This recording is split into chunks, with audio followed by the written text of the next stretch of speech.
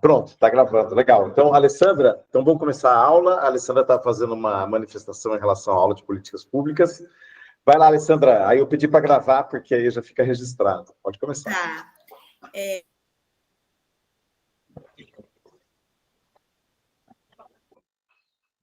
Complicado para mim, né? Porque eu não tenho nenhum tipo de conhecimento, assim. Por exemplo, o meu vestibular na época, né? Ainda não era Enem. Eu quase fiquei reprovada no vestibular com a de Química.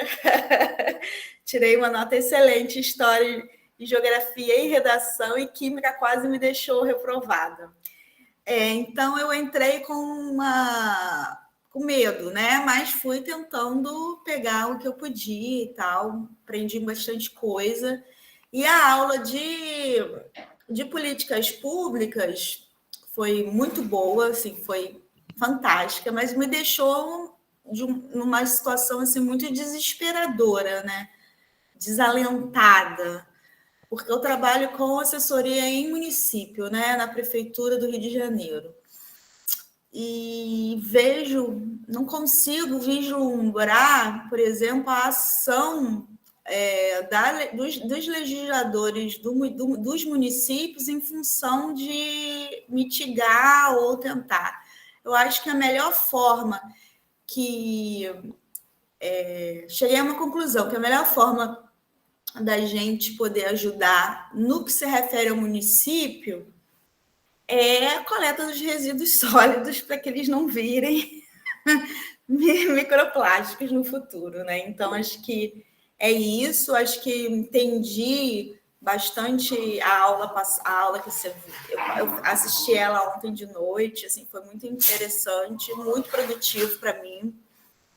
E ter que trabalhar para controlar e para fiscalizar melhor mesmo a relação dos resíduos sólidos, né, para que eles não virem. Eu moro num bairro, o Walter, que é uma ilha.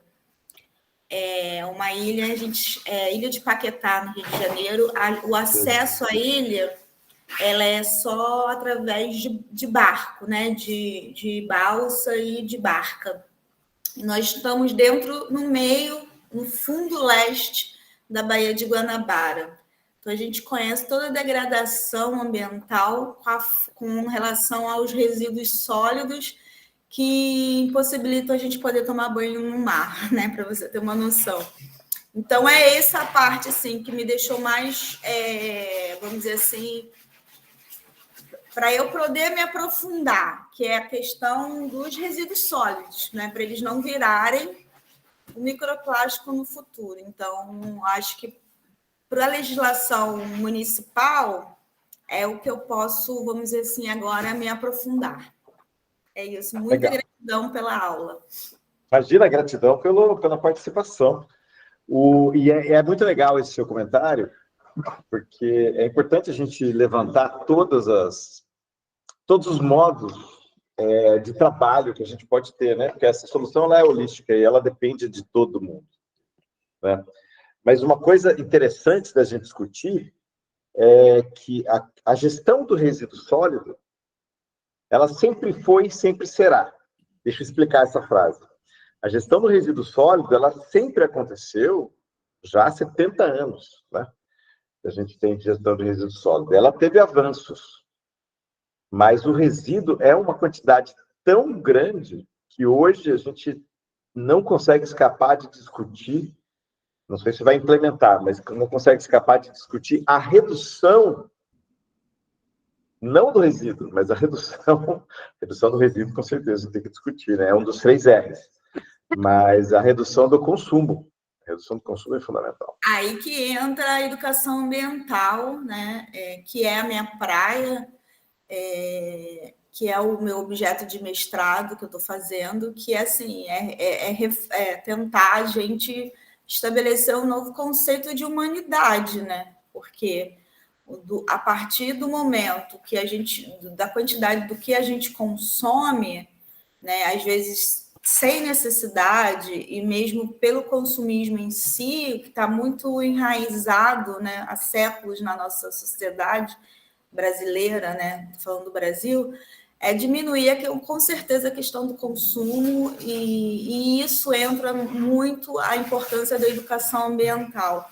Né? Eu sou uma defensora da educação ambiental, eu sou uma militante da educação ambiental.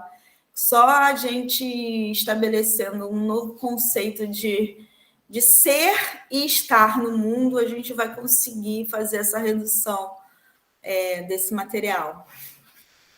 Legal, legal, legal.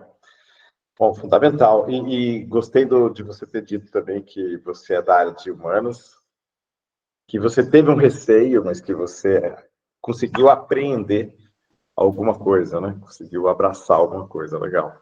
E eu acho que na aula de políticas públicas deve ter ficado claro, espero que tenha, mas é fundamental a ação do pessoal. Eu nem sei se está correto dizer, Alessandra, me corrija, por favor.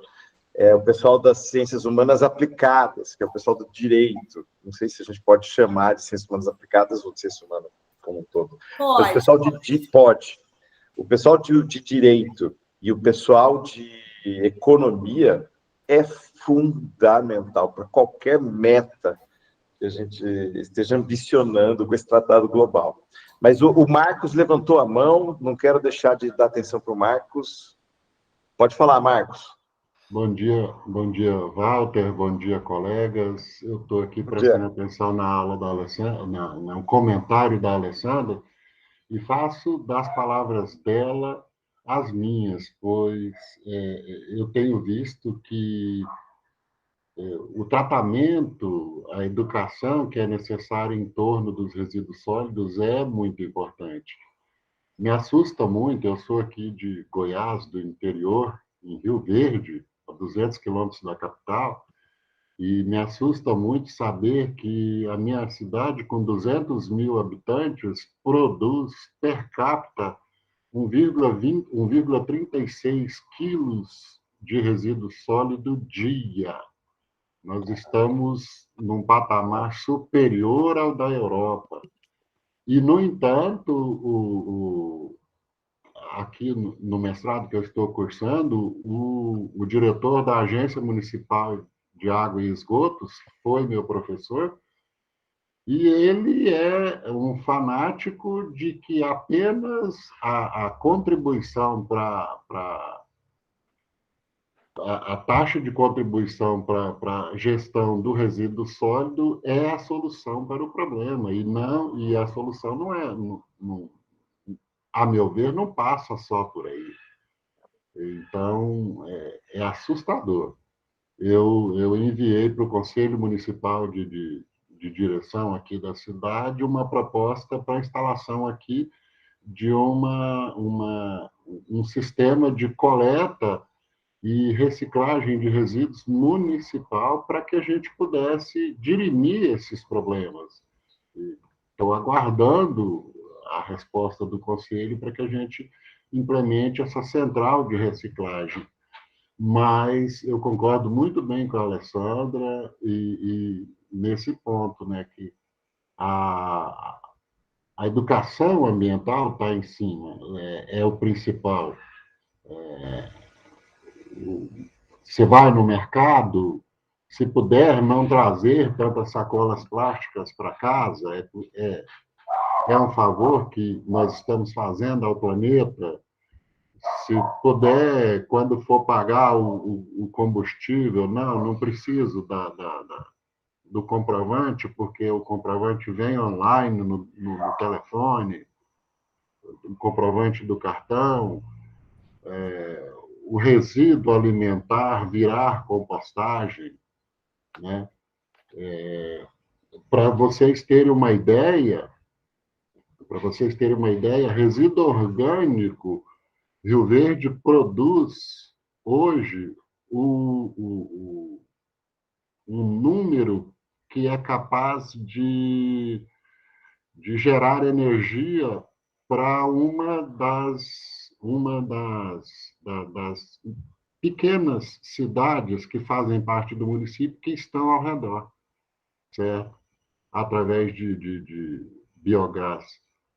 E, assim, são desafios maravilhosos e que a gente precisa cobrar um pouco mais e verificar e mostrar para os gestores e formadores de opinião essa possibilidade de mitigação. Legal, é verdade. Obrigado, Marcos. Valeu mesmo pelo comentário. Espero que a gente possa continuar discutindo essas iniciativas mais adiante, no Journal Club que eu vou sugerir, no clubinho de leitura que eu vou sugerir depois para vocês. Acho que vai ser legal, porque a gente tem um conjunto de pessoas bem interessante aqui nessa disciplina, né? Acho que a gente podia continuar se encontrando. Deixa eu comentar com vocês, então eu vou para as perguntas. Deixa eu ver se tem mais algum comentário.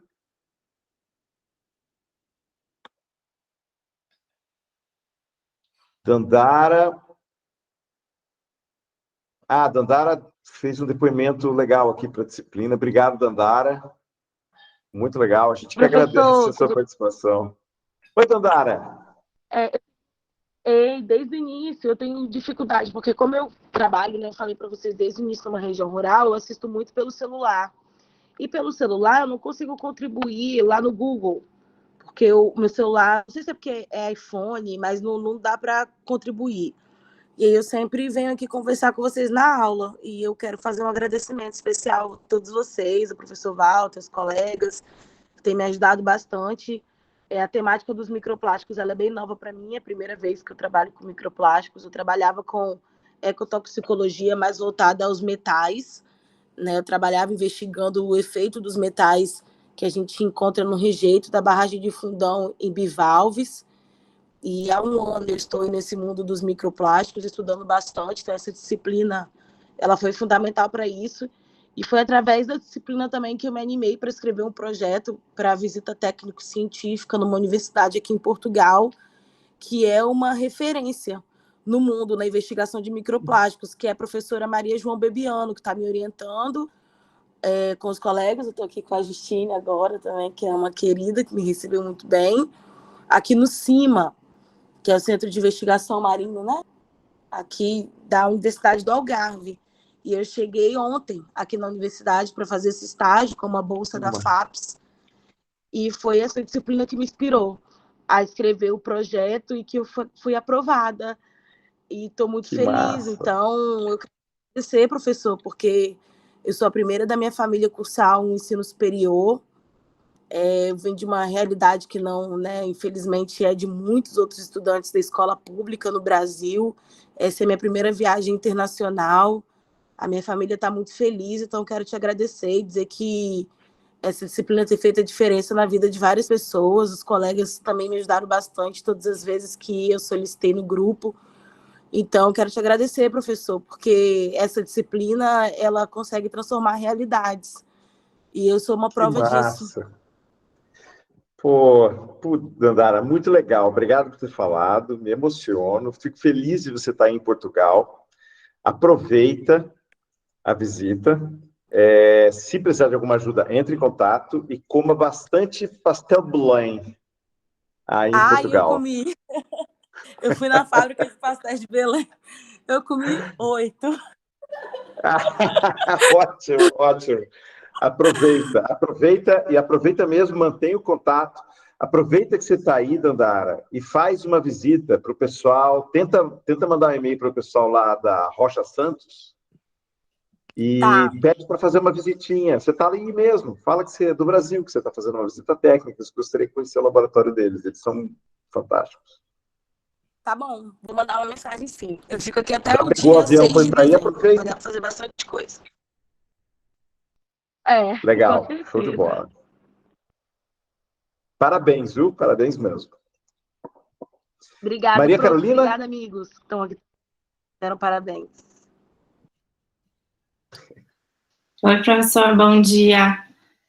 Bom dia. Eu estava ouvindo o comentário da Alessandra, né? Eu também amei essa aula síncrona sobre políticas públicas, mas ao contrário dela, eu tenho mais dificuldade, eu acho, nessa parte do que na parte das exatas.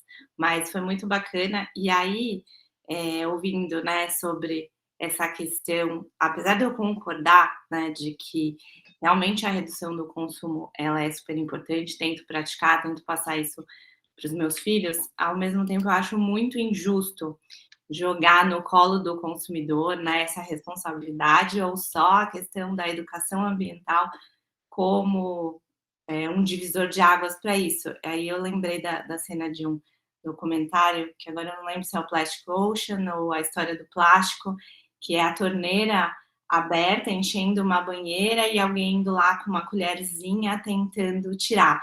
Na cena era para reciclagem, né? Fazendo essa alusão de que é uma fração muito pequena perto do todo, né? Do que as indústrias fazem.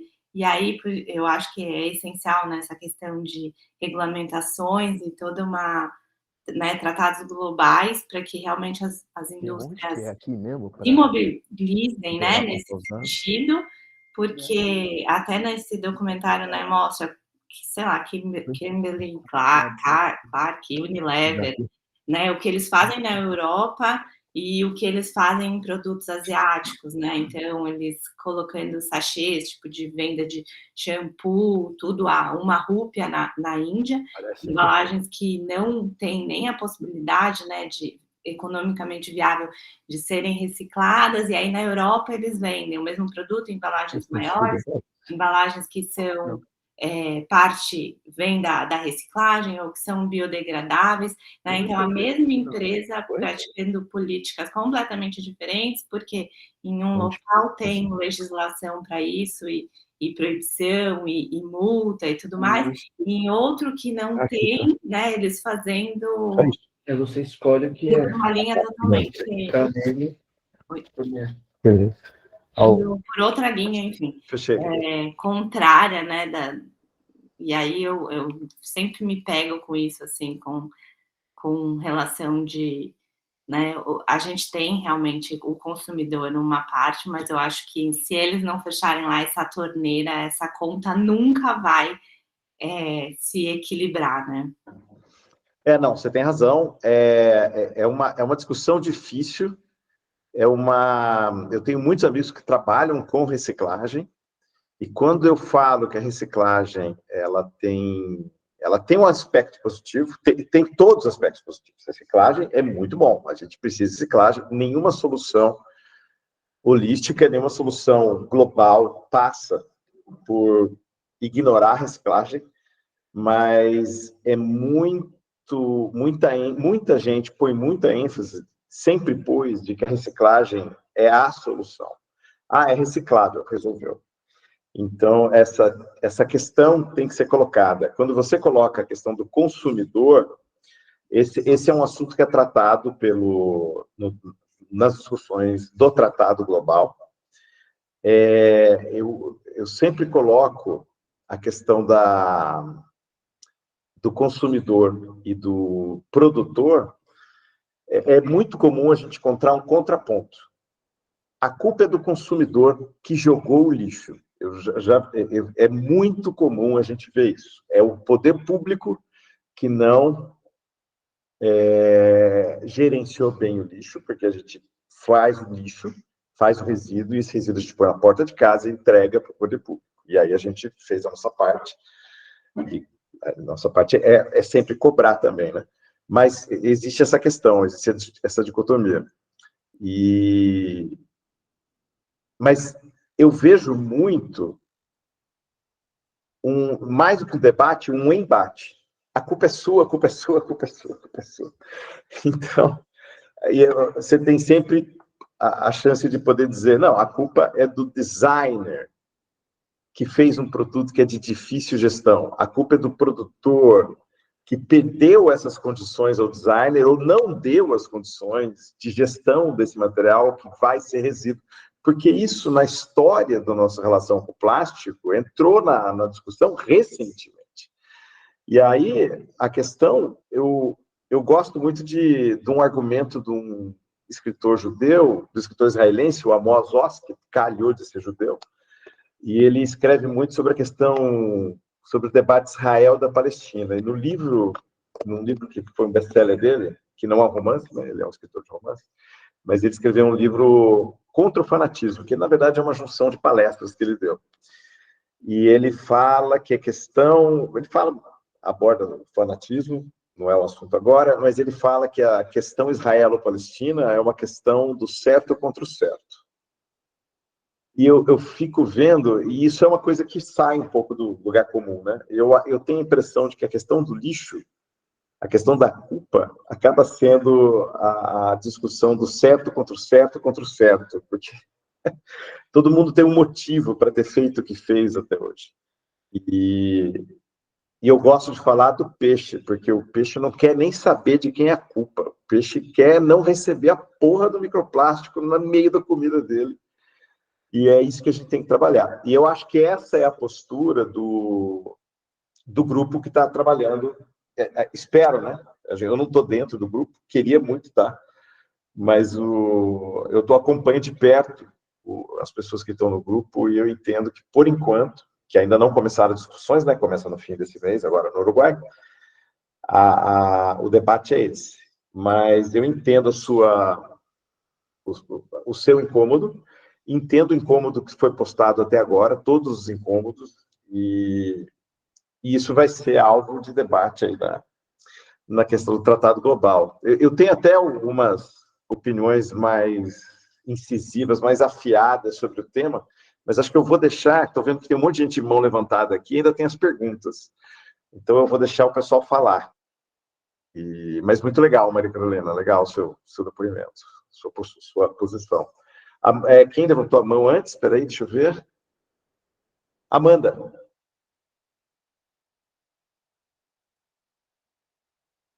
Manifestei por Amanda aqui. Rodrigues. Oi, Amanda. Isso. Tudo bom, professor? Eu sou mestranda em Direito Constitucional na Universidade Federal do Ceará. E, Ave Maria, eu estava ansiosa por essa aula já, porque as aulas, eu estou muito ansiosa, na verdade, estou muito feliz em fazer essa disciplina, porque está me abrindo muito assim a mente para essa questão, né? Por mais que sejam alguns termos mais técnicos e tudo, está sendo assim muito legal de entender e de aprender sobre isso, que é uma coisa que eu estudo. Eu estudo, na verdade, o caráter decisório dos tribunais superiores, né? Do STF, do STJ, nessa matéria de plástico. Então, sobre poluição por plástico, né? Muitas vezes a responsabilização por essa poluição. E eu queria só complementar o que a Maria Carolina falou. Na verdade, o que a moça que falou antes, eu esqueci o nome, não consegui ver por aqui, mas que políticas públicas são essenciais, mas que elas não funcionam sozinhas, né? Então, existe muito isso da reciclagem. Eu apresentei um trabalho quarta-feira passada, em uma disciplina minha sobre meio ambiente, sustentabilidade e princípios fundamentais, e que eu estava pesquisando os dados para apresentar sobre a poluição por plástico, e apenas 9% de todo o plástico produzido no mundo é reciclado hoje. E aqui no Brasil, menos ainda. Eu vi um relatório da WWF, acho que do ano passado ou do começo desse ano, que de todo o lixo produzido no Brasil, apenas 1,3% é reciclado. Então, realmente é muito pouco. Acho que a educação ambiental já está bem melhor. Meu professor dessa disciplina de meio ambiente, ele fala, né, que na época dele não existia isso de educação ambiental, porque é um assunto muito novo, mas que atualmente estão ensinando até nas escolas. Várias pessoas, né, na minha turma falam, tipo, meu filho está aprendendo isso na escola, meu filho de 2 anos briga comigo porque eu estou usando um plástico, e acho isso muito interessante. E associado a isso, eu queria trazer também um ponto, que é o poder que a importância, na verdade, que o Poder Judiciário tem, que as decisões têm para isso, para essa conscientização, por mais que seja de uma forma, às vezes, coativa. Tem uma decisão muito emblemática, importante, assim, do STJ, que é a tributação de sacolas de supermercado que não são de uso para acondicionar os produtos, né? Aquelas sacolas que você usa só para transporte, que não são essenciais. Então, eles começaram imputaram a tributação, né, nesse tipo de sacola, para tentar reduzir a produção, né, e a conscientização, meio que forçada, assim, da população para não usar, porque senão as pessoas vão ter que pagar, vai ser mais caro e tudo. Então, isso é uma forma muito interessante. Há um tempo eu li um estudo de uma economista australiana. Ela estudou 2 tipos de aplicação nos Estados Unidos. Acho que, se não me engano, no estado da Califórnia, foi o primeiro estado a proibir a utilização de plásticos, de sacolas plásticas em lojas. É proibido mesmo. Só que eles apenas proibiram, né? E aí é usado aquelas brown bags e tudo. Só que, isso eles planejando, eu não lembro agora a data, eu acho que foi em 2003, eu não me recordo. Mas eu posso deixar aqui no link o artigo, para caso alguém queira ver. E eles estavam prevendo que com essa proibição, em 10 anos, eles iam ter uma redução de não sei quantas toneladas de plástico e tudo. Só que quando eles foram ver, 5 anos depois, a produção de plástico estava aumentando, porque as pessoas, elas estavam comprando plástico no supermercado, aquele plástico, né, que vende, a sacola que vende no supermercado, para fazer coisas básicas que elas faziam antes com sacolas de lojas que foram proibidas. Então, por exemplo, recolher o cocô do cachorro na rua, usar para colocar lixo dentro da sacola. E aí eles começaram a comprar plástico no supermercado, porque eles não tiveram essa consciência por causa dessa proibição. Diferente do que aconteceu em Washington, onde as sacolas de supermercado, de lojas, foi tributada. Então, as pessoas tinham que pagar para ter essas sacolas. A partir desse momento, a redução foi muito maior, porque as pessoas que estavam pagando para isso tinham a consciência de que se eu estou pagando, eu vou usar melhor esse plástico que eu estou, né, sendo obrigada aqui a pagar, que está saindo mais caro. Então, teve uma posição muito mais efetiva em uma parte, com um tipo de tributação, do que em outra. Né? E eu não nem só a tributação, eu trouxe aqui o caso da tributação porque é mais perceptível, mas é só isso, para verificar o impacto do Poder Judiciário também nessa questão, além das políticas públicas, né? Legal, Amanda, é fundamental, realmente. Eu acredito na educação ambiental, obviamente, se não acreditasse, não estava aqui como professor. Eu não trabalho diretamente com educação ambiental, mas educação é tudo. Mas eu acredito também na questão da regulação, e certamente o Poder Judiciário ele tem um papel fundamental aí. Mas eu não estou acompanhando direito no chat, mas tem uma coisa, acho que o Roberto falou, uma coisa fundamental é a ciência andar junto. E tem muita discussão na questão da... Eu não tenho uma opinião muito formada na questão do banimento do canudo, mas eu sei que é um debate difícil, porque o banimento do canudo ele aconteceu sob uma comoção, e o pessoal que trabalha com análise de ciclo de vida levanta que tem soluções menores do que as alternativas ao canudo de plástico. Isso é um caso típico. A questão da judicialização da sacola plástica biodegradável, oxidegradável, convencional, esse também é um debate super complicado, mas, de qualquer modo, não dá para a gente não resolver a questão da poluição plástica sem todo mundo dando a mão. Ninguém solta a mão de ninguém.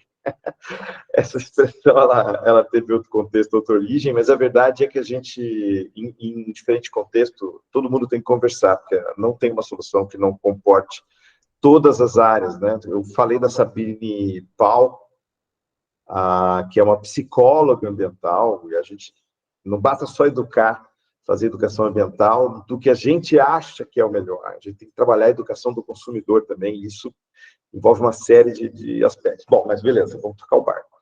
Não é para eu falar, é para vocês falarem. Lucas, pode falar. Primeiramente, bom dia, professor. Eu também não sou muito de falar assim, porque eu estava, na maior parte das aulas, tentando absorver por osmose, sabe? As informações. Aí estava tentando mais pegar. Mas eu queria comentar com você uma coisa que eu acho interessante, que ela tanto é retratada em outros poluidores, e eu queria saber se se aplicaria também ao plástico, porque assim, quando a gente fala sobre essa questão de cuidado com poluição no mundo todo, a gente vê muito que muitos países ricos, eles têm respeito pelas legislações ambientais gerais, como também individuais, mas muitas vezes adotam estratégia, por exemplo, eu tenho, vamos supor, uma quantidade X de produção de um poluente, e aí eu respeito esse estabelecimento dessa quantidade, só que aí o que eu faço? Eu preciso mais. Então eu uso países que são mais pobres, eu coloco empresas lá para ter esse gerenciamento desse poluente lá, e aí, quando vai ser contado, por exemplo, eu tenho, sei lá, tantas toneladas no meu país, certo, mas se eu for olhar no geral, eu tenho muito mais do que isso em outros países que são ditos como menos desenvolvidos. E isso aí não, não compensa em nada, porque ele está só mudando o local. E isso é bem comum, na verdade. China, Estados Unidos, eles fazem muito isso. Então, assim, é muito complexo isso. Você está meio que tampando o sol com a peneira. Você está tendo equilíbrio ali naquele país, mas ele está usando outro país que ele tem ali contratos econômicos para aumentar a poluição. E esses países, por si só, eles acabam não sendo regulamentados. E muitas vezes, quando não é isso, também a gente tem um caso que tem também das baleias, por exemplo, lá no Japão, que o Japão pressiona os outros países para votarem para não proibir a caça das baleias lá no Pacífico. E aí os países mais pobres que dependem economicamente, não vamos proibir. Eles nem caçam baleias, mas eles votam a favor para não proibir. E eu, assim, eu acho isso bem complexo de você lidar. E só uma coisinha, se eu puder botar o nome do escritor que o senhor falou em relação àquela questão da Palestina e Israel, que eu achei muito legal a perspectiva dele, só para depois dar uma lida no material. É o Amos Oz. É um cara fantástico. Amos Oz. Tá aqui.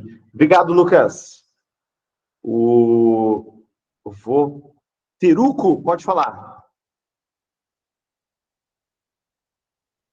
Opa, olá, bom dia, pessoal, tudo bem? Bom dia, Teruco. Eu tô tentando abaixar minha mão, mas pronto, consegui.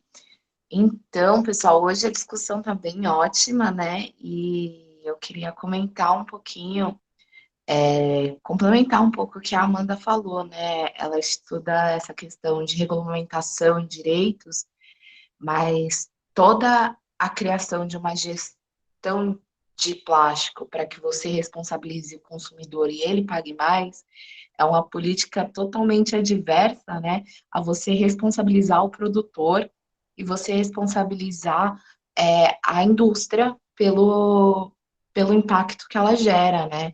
Você responsabilizar o final da cadeia é uma forma de você nublar, né, toda essa questão social e impacto que ela gera. Até porque você não está fazendo uma regulamentação que gera alternativas para que o consumidor tenha na hora de fazer o transporte e ter a comodidade, a viabilidade que aquela sacolinha plástico dava no final, né? Então, não só a parte de você regulamentar o uso, não só a parte da educação ambiental, mas você também regulamentar e facilitar, né, políticas públicas para a geração de alternativas para o consumo, né? Você falou das brown bags, tem as brown bags, tem plástico feito a partir de batata, feito a partir de cânhamo, feito a partir de outros vegetais que são reabsorvidos pela terra. Você tem outras questões que vêm da folha de bananeira, que fazem embalagens para isso, para transporte, até mesmo para fast food. Então, assim, quando que a gente vai começar a regulamentar e ser facilitadores dessas alternativas sustentáveis para que elas sejam incorporadas no nosso sistema de consumo de forma natural e viável, né? Porque a gente tem toda uma questão de resistência, de conforto, de comodidade, de coisas cotidianas que já viraram culturais na nossa vida, né? Então, é uma questão também muito social, né? Quando a gente fala da gestão de resíduos, a gente não pode esquecer também da contribuição, por exemplo, dos catadores, que são uma parte muito fundamental para isso, dentro da nossa gestão de resíduos, na nossa cultura dentro do Brasil. Os catadores são uma parcela da população consciente, invisibilizada e que mal remunerada e que não tem direitos para lutar praticamente. E as reivindicações deles são básicas, são de subsistência. Então, acho que é uma coisinha que a gente pode trazer para aprofundar, né, as discussões, porque não basta a gente só regular e tributar e fiscalizar. É uma questão mesmo de onde a gente vai facilitar para que a gente tenha uma expansão maior dessa variedade acessível, sustentável, né? e como que a gente vai fazer a gestão disso consciente, sem esquecer os demais atores dessa cadeia. Legal, obrigado, Teruco. Questão fundamental mesmo. Mostra como é complexo, né? O Marcos levantou a mão de novo. Bom dia, Teruco. Bom dia a todos novamente. Eu gosto muito das colocações dela, são bem centradas. E aqui eu quero criar uma polêmica, porque a legislação brasileira trata as commodities de forma bem abrandada, com financiamento, com custeio, com uma série de coisas. E o resíduo sólido hoje, ele precisa, a meu ver, ser tratado também como uma commodity que pode e gera muito lucro e renda, certo? E para tal, ele precisa de uma legislação que o fortaleça e facilite ao catador, ao pequeno empreendedor, essa produção, certo? Em Goiânia, existem 12 extrusoras. Há 5 anos atrás, eram 36 extrusoras, e as outras 24 pararam. Por quê? Porque a carga tributária em cima do material extrusado é a mesma carga tributária em cima do material que vem da Braskem. Ou seja, o pessoal que ainda está trabalhando, eles estão trabalhando pela fé, né? E eles produzem bastante. E por que os nossos legisladores e gestores não começam a observar? Quando a gente vê no resíduo eletrônico o índio e o galho, as reservas mundiais de índio e galho são pequenas, e a quantidade desse material existente nos aparelhos eletroeletrônicos é substancial. Então, uma outra visão e um outro ponto a ser, que, a meu ver, deve ser discutido também pelo gestor e pelo legislador. Legal. Bom, já que o Marcos quis colocar uma polêmica, eu também vou colocar. Vou deixar aberto aqui para vocês.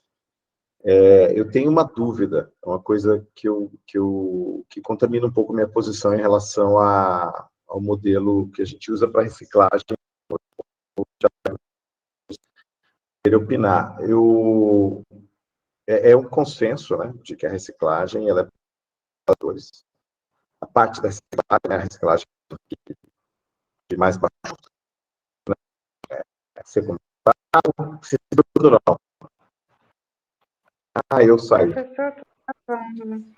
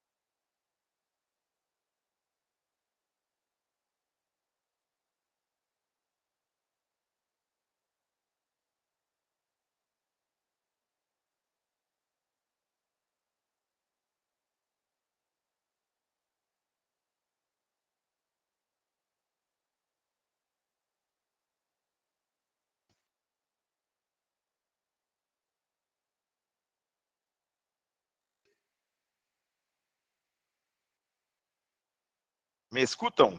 Sim. Agora sim. Valeu, gente. Eu tenho uma dúvida. Quando em muitos debates o pessoal fala da questão dos catadores, porque tem uma função social, existe uma demanda para quem não tem outras possibilidades de trabalho, aí o pessoal acaba catando lixo, o pessoal se organiza em cooperativa e tal. E aí eu fico me questionando como que a gente pode manter um modelo de negócio baseado em alguém que não tem nenhuma outra opção de trabalho, na grande maioria. Não é verdade que alguns catadores que se organizam, que fazem disso um bom negócio, não tem nenhuma outra opção. Muita gente faz por opção e faz muito bem feito, constrói cooperativas, mas eu entendo que isso não é o grosso. No bairro que eu morava, até pouco tempo atrás, tinham muitos catadores que trabalhavam na região, e o pessoal trabalhava muito mal, com o carro quebrado, muita criança ajudando, muito objeto pontudo, cortante. Eu sempre achei muito perigoso. Mas é uma solução para quem não tem o dinheiro do almoço. Mas eu me questiono se não é necessário a gente intervir nesse processo e tentar colocar condições mínimas obrigatórias para quem trabalha como catador. E nesse caso, Teruco já levantou a mão, o Felipe também, legal, queria ouvir a opinião deles. E nesse caso específico, eu fico me achando inocente de achar que a gente tem que regular esse setor, porque é um setor de difícil regulação, porque a gente não tem como controlar se a pessoa está fazendo ou não, porque a pessoa, no desespero, ela vai catar, vai aparecer em algum lugar e vai falar assim, tenho tantos quilos de plástico, tenho tantos quilos de papelão, tenho tantos quilos de cobre, e por aí toca o barco. Mas eu sempre achei um modelo de negócio que se baseia em ter uma condição de miséria. Quando a condição melhorar, esse modelo de negócio, ele vai fracassar. Aí eu fico com essa dúvida. Aí, Teruco, depois o Felipe. Bom, professor, eu não sei se você conhece um articulador dos cartadores de materiais. O nome dele é Tião Santos, ele é do Rio de Janeiro. Ele pode nos contar um pouquinho da experiência dele lá no Jardim Camacho, né? Que é onde ele conseguiu construir a cooperativa, né? Onde no início a gente pode ver um início da proposta no documentário Extraordinário, como começou. É o do artista plástico, não é? É o do Vicky Muniz. Esse. Uhum.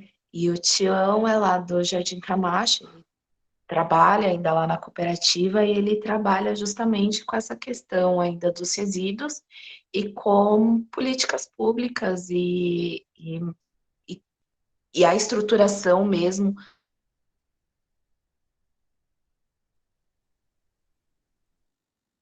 Teruco? Perdemos a Teruco ou eu perdi vocês? Não, ela que travou, professor. Acho que foi ela. Teruco? Perdemos você um pouquinho. Eu percebi. Mas dentro da própria cooperativa, ele consegue fazer um trabalho de profissionalização e formação, né, dos catadores, das pessoas que estão dentro da associação. E algumas delas, através dessa estrutura, né, conseguem o agente transformador, né, daquela comunidade. E já saiu doutor de lá, já saiu médico, já saiu uma galera de lá, que traz o conhecimento de volta para a comunidade, né? Isso é o mais interessante.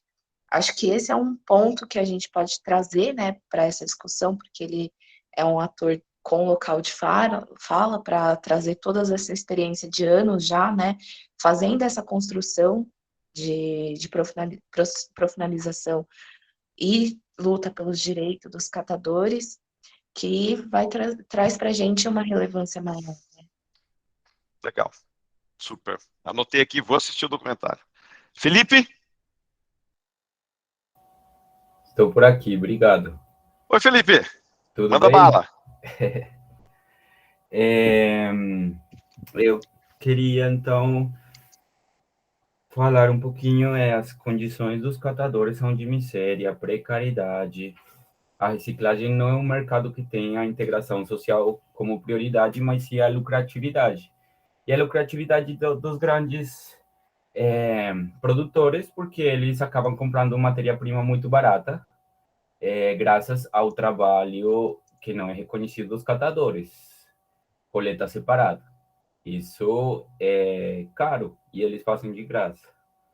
E não é um trabalho novo, isso historicamente, de fato, o mercado da reciclagem existe porque existe toda essa informalidade historicamente, isso não é novo, é mais recente que as empresas começaram a falar de ser verdes, reciclar e tal, mas isso vem com questões de desigualdade, racismo, e não é só no Brasil, é no mundo inteiro. Tem nos Estados Unidos, tem um estudo famoso comparar Los Angeles, Tóquio e São Paulo, que são 3 metrópoles das maiores, né? E a questão da cidade, né? De como essa dinâmica dos centros urbanos também descarta não somente embalagens, mas também pessoas. E nessa dinâmica se encontram esses... Não, é que é muito complexo, na verdade, é muita coisa. Mas, assim, o Brasil optou por fortalecer o modelo das cooperativas. E isso entrou com o governo de Lula e os catadores se tornaram a ter uma força política importante. Mas o modelo das cooperativas funciona para os cooperados e ainda tem muitas precariedades nas cooperativas. As condições melhoram, mas não são as melhores. Ainda faltam equipamento, app, a questão das pessoas. Ninguém quer estar trabalhando com lixo, é porque tem necessidade. Tem muitas cooperativas também que são de mulheres nas periferias, que elas preferem ficar na comunidade, porque estão perto dos filhos, perto da casa, não tem que se trasladar 2 horas para fazer a faxina de não sei quem. Fica na comunidade e as cooperativas de mulheres organizadas é muito frequente, assim, tem uma maioria, assim, isso é uma coisa para ressaltar. Mas, ao mesmo tempo, nas ruas, a gente vê os catadores avulsos, que são explorados pelos ferros velhos, que são explorados pelos outros que compram matéria-prima. Então, o trabalho do catador, além de ser de graça, se baseia nessa condição, senão esse mercado não existiria. E mesmo tendo faz 10 anos o plano nacional, né, a política da logística reversa e tal, não mudou muito. Ao contrário, os catadores que ficaram sem ser organizados, cada vez estão sendo mais puxados para o ferro velho, porque os outros materiais, plástico, papelão, estão sendo cada vez mais coletados por outras organizações que têm já mais infraestrutura para isso. Então, eles acabam pegando as latinhas, né, que é o filé, que o vidro também não compensa, é perigoso, pesado. O papelão é difícil, quando tem, tudo bem, mas se choveu, acabou. E o plástico tem que coletar umas quantidades enormes e ainda assim não tem certeza de quanto que é. Então, basicamente, acabou sendo com as latinhas. Como melhorar isso? Existem modelos em Bogotá, eu sou de Bogotá, mas não é por isso que eu falo. A prefeitura fez primeiro um mapeamento, cadastro, depois entregou uniformes, então eles têm um colete, então o catador, você já sabe que é um catador e tem refletivos para andar. Tirou até não sei quantos anos já, tinha animais de tração para as pessoas, e utilizavam isso dentro da cidade com o trânsito, aí isso foi, mas isso já faz bastantes anos, mas faz parte como desse reconhecimento. E uma coisa que eu acho muito importante é a questão do uniforme. Não é um uniforme complexo, mas isso já muda a percepção social e a autopercepção da própria pessoa que está realizando catação. Com esse cadastro, eles vão num caixa eletrônico e eles podem receber, e não recebem mensal, nem quinzenal, porque a economia de um catador é o dia a dia, né? Então, isso também é importante entender como é essa dinâmica deles. E muitos, na verdade, não querem estar organizados, querem estar na rua, porque assim que é a cultura deles. É outro tipo de cultura, mas muitos estão bem com morar na rua, não do jeito tão precário, mas de realizar suas atividades ali. Isso foi identificado. Então, tem como uns pontos descentralizados, porque a descentralização também é bem importante para a gestão dos resíduos.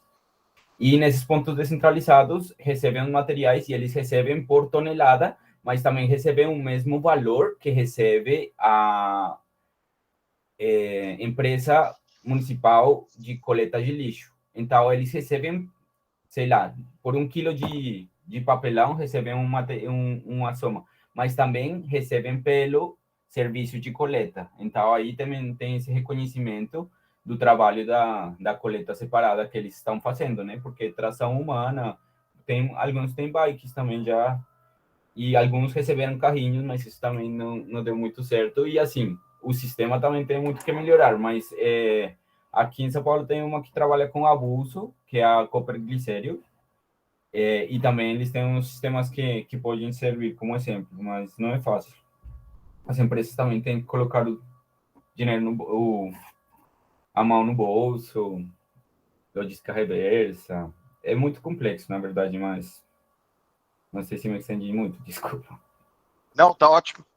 Tá ótimo. A Teruco levantou a mão de novo, acho que é para comentar o seu comentário. Antes da Teruco, eu só vou aproveitar que a Teruco vai falar. Eu tinha um comentário sobre o que a Teruco falou. Eu acho legal essa... Eu vou assistir o Lixo Extraordinário, um documentário que eu já queria ter assistido, eu acompanhei na época que o Vic Muniz lançou, acompanho relativamente a obra dele, mas vou conhecer o trabalho do Tião Santos, mas eu conheço outras iniciativas bem-sucedidas de cooperativa, de reciclagem, mas eu fico me perguntando, porque eu também conheço catadores que não são cooperados e que trabalham autonomamente e eles têm uma situação de trabalho muito... Já os organizados têm uma situação difícil, os não organizados têm uma situação praticamente de abandono completo. E ainda tem uma questão, aí uma pergunta para Teruco e para todo mundo, se alguém souber. A gente fala, é muito comum a gente falar que a reciclagem, ela é uma solução e depois a gente responde que ela tem uma participação muito pequena no todo, né? O número de 9% é um número amplamente usado, né, de reciclagem global. Eu fico com a mesma dúvida. Quantos dos catadores são organizados e têm uma situação? O quanto a gente não vê as organizações bem-sucedidas e transformadoras de relação com o lixo como algo positivo, e a gente acaba esquecendo de ver quem não participa dessas condições. Ou seja, isso aí me parece que é um paralelo com a questão da reciclagem. A reciclagem é ótima, se a gente pudesse reciclar 100% seria maravilhoso. A gente vê iniciativas de países que tratam a reciclagem de maneira muito boa, mas quando a gente vai ver no frigir dos ovos, são poucos. Eu queria ver isso. E só para comentar, na minha interação pessoal com catadores em geral, que é uma interação que sempre que eu vejo um catador eu converso, sempre que eu vejo um catador que vai em casa pedir lixo, eu tento conversar para entender que lixo ele recicla, que lixo ele quer, para eu poder entregar para ele só aquele lixo. E muitas vezes ele não quer ter essa conversa, porque ele quer, não, me dá tudo que eu separo. Não, mas eu não quero dar para ele lixos que ele não vai fazer. Tem uma época que ninguém pegava PE filme, ninguém pegava embalagem de ovo. Então, eu fico imaginando o trabalho extra que é o cara, onde eu moro agora, acabei de mudar, o cara insiste em não me dizer o que ele quer pegar, me dá tudo que eu vejo, eu separo lá depois. O que me gera curiosidade, porque alguns casos de catador que eu consegui ir até o lugar em que eles separam, o lixo é jogado fora depois. E ele não é sempre jogado fora de maneira correta. E eu já vi relato do pessoal que separa o lixo que ele consegue reciclar, que ele consegue vender, e o que ele não consegue gera um volume tão grande que eles não conseguem levar no lixo de verdade e o lixo não vai até a casa deles. E quando tem acesso a um rio, joga e vai para lá. Então, a gente trabalha numa situação em que a gente acha que está fazendo um bem, mas se você não tem a regulação dos catadores, e eu fico nesse conflito, porque tem que regular, mas tem que regular, você tira essa possibilidade, torna ilegal, e aí eu acho que é irregulável, não sei, porque é uma área muito informalizada. Mas o fato da pessoa estar na miséria e ter que fazer isso para resolver a questão do almoço de hoje, a gente fica numa situação terrível. Eu não sei como opinar. Pode falar, Teruco. Desculpa ficar jogando aí os meus dilemas para vocês. Não, é ótimo. Isso daqui é quase uma sessão de terapia. Né? Mas eu acho que pela primeira vez eu vou poder falar.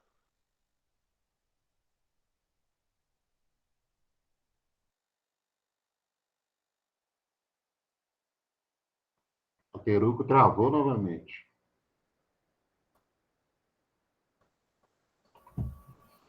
E o professor está sem som. Eu tô sem som. Teruco, parece que você voltou e travou. A Teruco não, né? Felipe, quer falar você enquanto a Teruco tá voltando? Teruco, se você tá ouvindo a gente perdeu você. Você tá congelado aqui. Ah, voltou. Voltou. Teruco? Não voltou. Ela descongelou e congelou de novo. Isso. Felipe, quer falar você? Aí a Teruco fala depois. Ah, voltou. Voltou de vez. Mais engraçado é que quando o professor está falando, ela não cai, ela fica de boa. Na hora que eu abri o microfone, ela fala, chega, vai falar. Mas é muito engraçado, professor, porque eu acho que pela primeira vez eu vou ter a oportunidade de falar um pouco sobre a minha área de pesquisa. Legal. É justamente sobre impacto social e aproveitamento de resíduos têxteis, né, com pessoas em estado de vulnerabilidade social. Eu trabalho com ex-catadores de material, que agora já estão em centros de acolhida, na Autonomia 1 e 2, aqui na cidade de São Paulo, e também com as casas Florescer 1 e 2, que são casas de acolhimento de transexuais aqui em São Paulo. E eu trabalho justamente com essa população, a questão do reaproveitamento dos resíduos, e a gente tem dois... Especificamente? Resíduos têxteis. Resíduos têxteis, tá. Uhum. E a gente trabalha com o Ubuntu, projeto Ubuntu, que trabalha com a produção de tapetes e arte-terapia.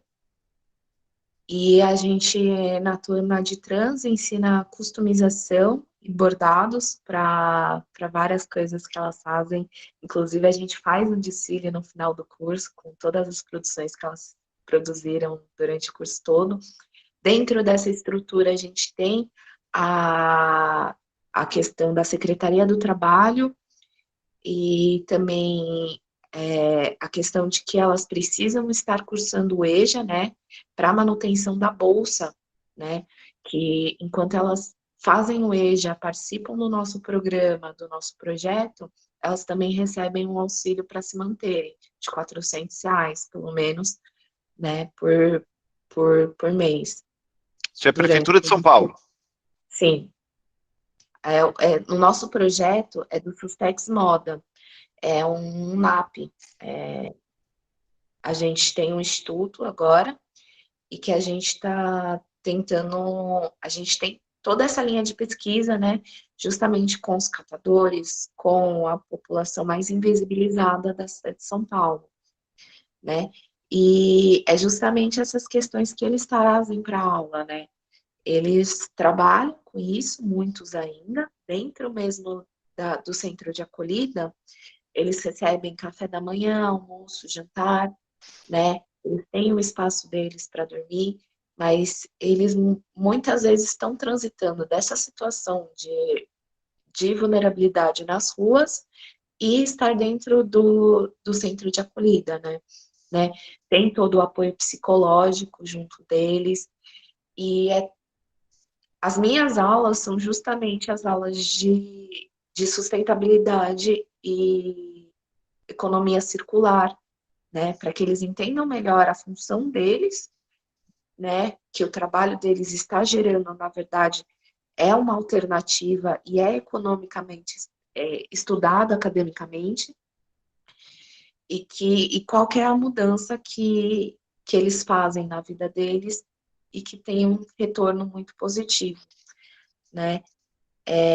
Dentro disso, você perguntou, né, quantos deles são organizados, quantos deles não são. Te contar que, na realidade, eles são mais organizados do que a gente imagina. A comunidade é muito mais fortalecida entre si do que a gente pode imaginar. Tanto que a gente já teve conversas com os catadores para a gente mudar o plano de resíduos têxteis da cidade de São Paulo. E a comunidade virou e falou, a gente quer que se cumpra aquilo que foi acordado com a Anlurb, que nem existe mais. Mas a gente ainda reivindica as mesmas questões, as mesmas coisas para manutenção básica do nosso trabalho. Então, assim, ainda é uma discussão muito fechada, porque para você realmente entrar e falar, não, a gente precisa conversar porque isso não está funcionando, não deu certo durante 14 anos, e a gente precisa refazer para que realmente seja efetivo e real, é uma questão ainda que é difícil, porque justamente para eles, o que eles têm é muito fácil de ser perdido, né? E se você abrir espaço para que isso mude, eles pensam que você também vai tirar deles alguma dessas coisas. Então, é uma questão que eu queria trazer meus alunos agora para a aula, porque eles sim dão essa aula, né? Eles sim falam sobre a realidade e como eles são uma pequena parte dessa população que está transformando essa realidade, sabe? Por mais que seja ainda um panorama, como o Felipe falou, muito capitalizado, né, dentro da questão, e não humanizado, a gente tem a parte da humanidade querendo seu espaço dentro dessas políticas, sabe?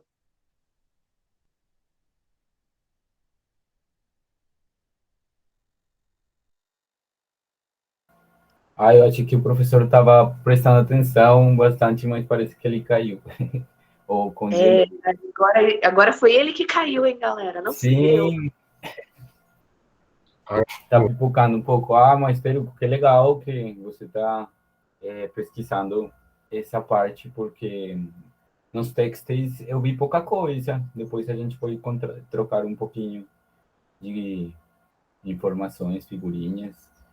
Eu pertenço a um grupo de pesquisa que se chama o NOS, que é da USP, da EASH, e uma das linhas fortes da gente é a questão dos resíduos, da inclusão social.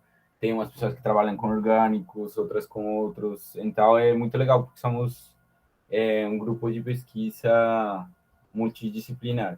E parece que a Teruco também caiu. Não, você está aí. Não sei se a gente espera o professor, mas ele tinha falado uma coisa muito legal sobre como também nas cooperativas descartam bastante material, e aí também isso é de forma um pouco irregular, né?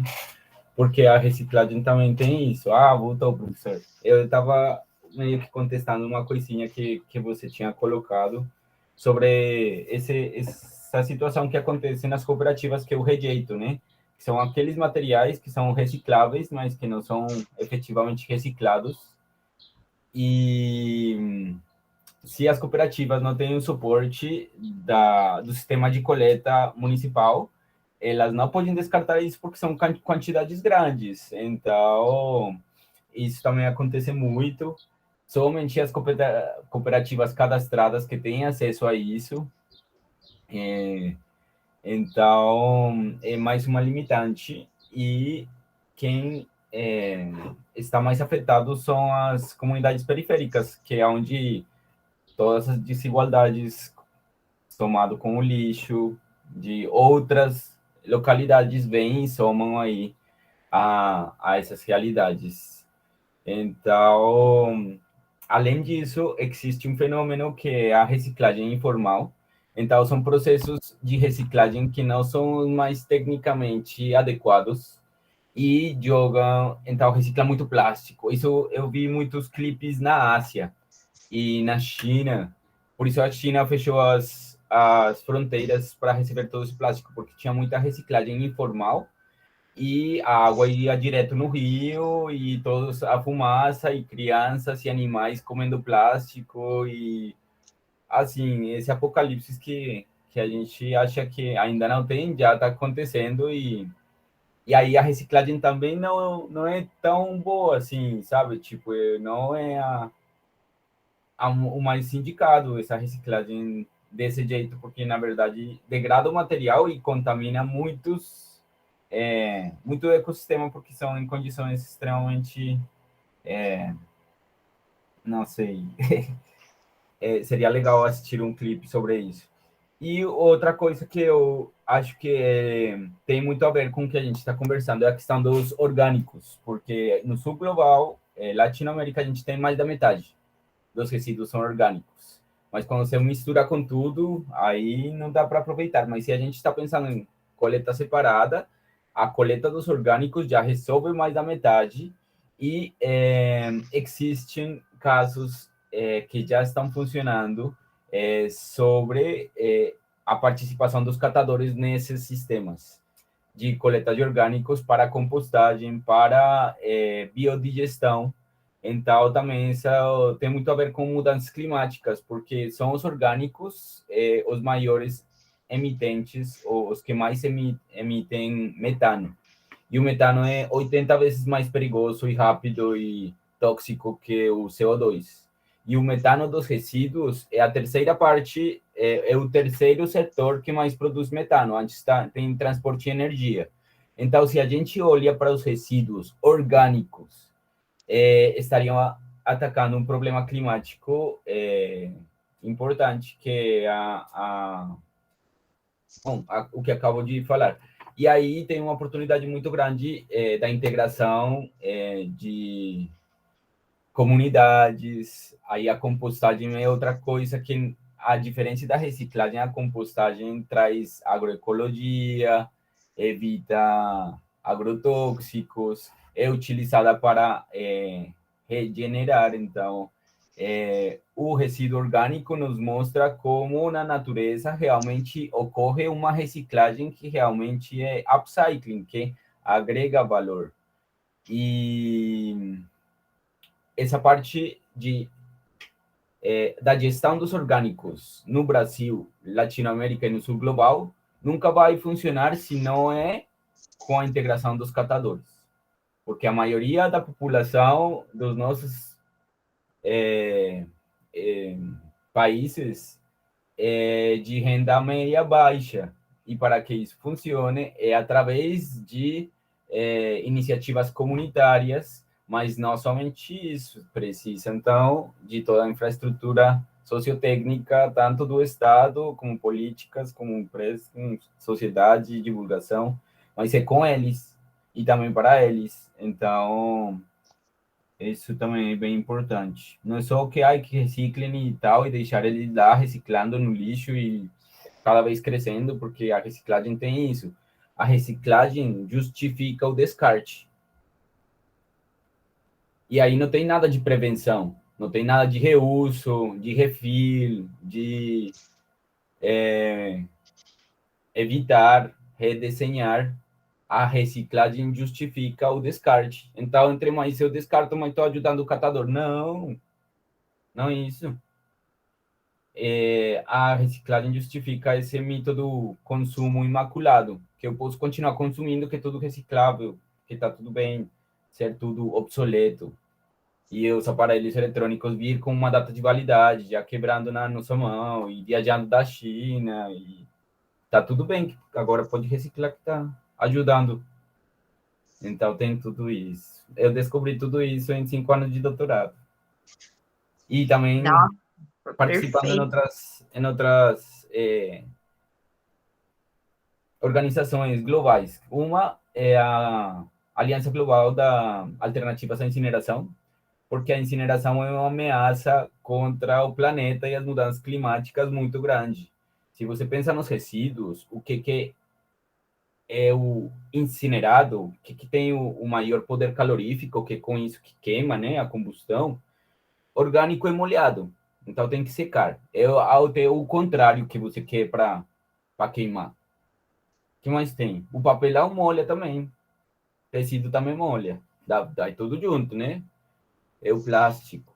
Eles querem queimar o plástico. Eles sabem que o petróleo está aí. Porque as petroquímicas sabem que o petróleo já não pode ir para os carros. Agora os carros vão se tornar elétricos. Essa é uma tendência global e tem uns acordos que estão caminhando para isso. Aonde que vão tacar todo esse petróleo que querem e vão continuar? É nos plásticos. A indústria do plástico quer triplicar daqui a 10 anos a produção. E tudo isso vai ser reciclado e descartado. Não vai ser reutilizado. O plástico pode ser feito casas que durem 100 anos, a gente já sabe. Mas eles não querem fazer casas que duram 100 anos. Eles querem fazer garrafinha, roupa, tudo isso. Então, a incineração é a solução perfeita, porque o capitalismo não é que ele vai falir. Ele já está falindo enormemente, por isso que tem tanto lixo por aí que a gente vê. Eles não podem esconder isso mais. Então, quem queima. Um excelente ponto, Felipe. Legal, obrigado. Deixa eu só falar, eu não sou uma pessoa mística, acredito mais na conspiração do Google ouvir a gente, mas enquanto a gente falava, veio um alerta para mim aqui, de um cara que eu acompanho, que acabou de sair um report relacionado ao Tratado Global, que o título é Just Transition and Waste Pickers. É justamente um relatório sobre catadores de lixo para garantir que o Tratado Global possibilite a eles uma transição justa. Porque se tem muita gente que vive disso hoje, a gente não pode tirar esse sustento de uma vez, né? Então, tem um report sobre isso, eu vou mandar no e-mail para vocês depois. Felipe, muito obrigado pelo seu relato. São 5 anos de doutorado muito bem feitos aí, deu para ver bem. Obrigado. Eu não quero ser tão pessimista. Tem outras falas positivas, mas aí tenho que trazer isso, porque aqui o tempo todo eu sei que tem pessoas muito interessadas em colaborar, porque são científicos querendo pesquisar sobre microplásticos. Então, eu adoro essa turma aqui. E por isso tento, quando eu posso, trazer isso. Legal, muito legal. Teruco, pode falar. Depois a Tuane. O mais legal que o Felipe fez esse recorte dos resíduos e do refúgio, né? Aquilo que não é aproveitado.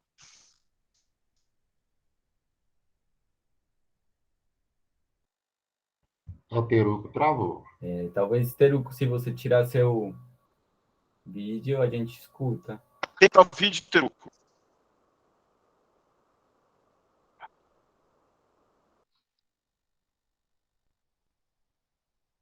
E o professor está pipocando de novo. Voltou. Acontece. Vamos lá, força, gente. No texto, a gente afunilando um pouco, a gente pode falar sobre isso, né? São cerca de 20 toneladas de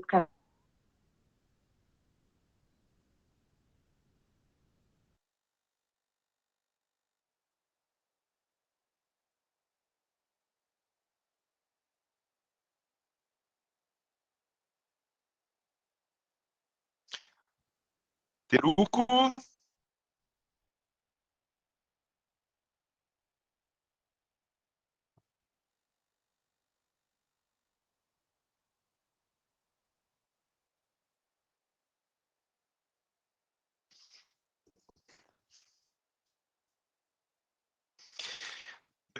Eu perdi vocês?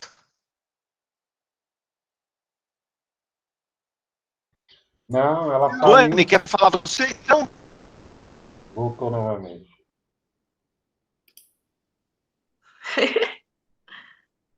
Tenta mais uma vez aí, Teru. Tenta desligar o vídeo. Desculpa, gente. Nossa. Era isso que eu ia falar agora. Eu vou tentar falar só com áudio, porque o vídeo tá travando muito.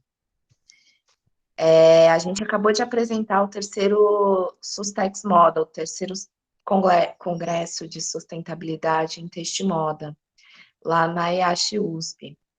O Felipe, ele é de São Paulo, né? Eu ia convidar ele para conhecer um pouco da EASH, que é o campus da USP Leste, construído em cima de um poção de metano, uma universidade super legal, tem uma contaminação de ascarel também. Peru, eu sou da EASH, o programa de sustentabilidade orientado da Silmara, não sei se você conhece. Você é da Silmara. Eu sou filho da Silmara. Que lindo! Eu tive muitas aulas com ela. Ela é ótima. Muito obrigada. Sim, vamos conversar mais, tudo bem. Eu acho muito legal essa... Sim. E a gente tem essa questão dentro da... Desculpa interromper vocês. Eu acho muito legal essa relação com o orientador, que a gente fala... É meu aluno, é meu orientador, é tudo... É uma posse uma posse afetiva, né?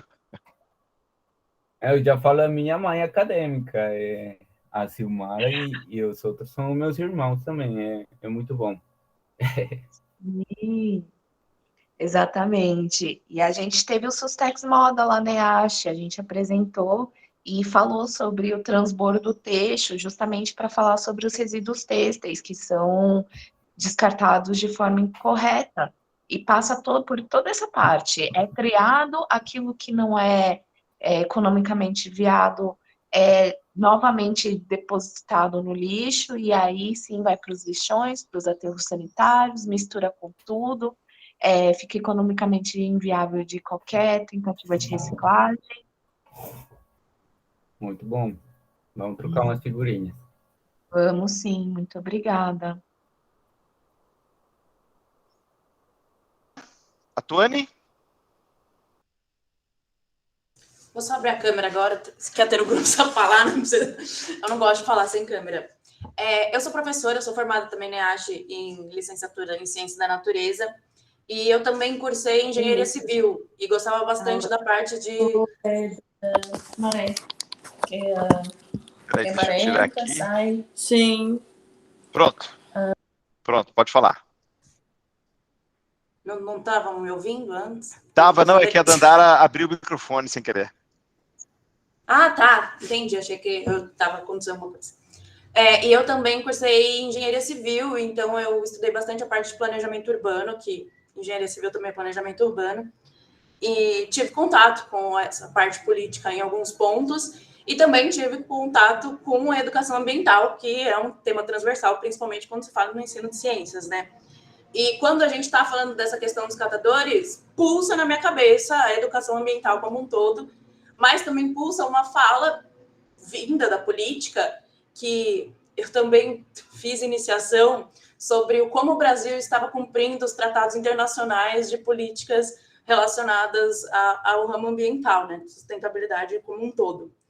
E a gente tem políticas muito boas, nacionais e internacionais, mas aquela questão do agir localmente para pensar globalmente, ela é muito forte para mim, porque eu acho que o plano diretor dos municípios, ele tem uma importância muito grande quando se fala de sustentabilidade, tanto quanto essa vertente da educação ambiental para ser mais efetiva.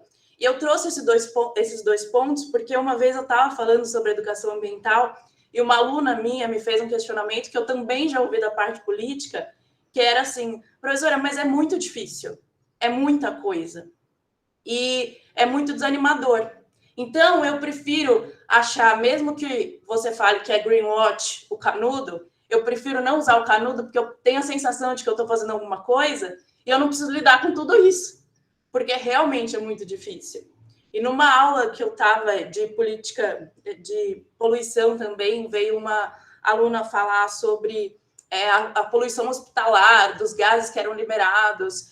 E a gente percebe que até quem está envolvido sobre isso, eu vou fazer mestrado agora sobre microplástico junto com tecnologia de informação, E mesmo quem está inteirado sobre os temas da sustentabilidade, a gente não consegue entrar em cada setor. Então, quando a gente fala da multidisciplinaridade, é extremamente importante, porque a gente não sabe direito ainda os efeitos que a gente causou no planeta, e mesmo a gente que está estudando microplástico, se a gente falar, olha, quais são os efeitos aí do microplástico?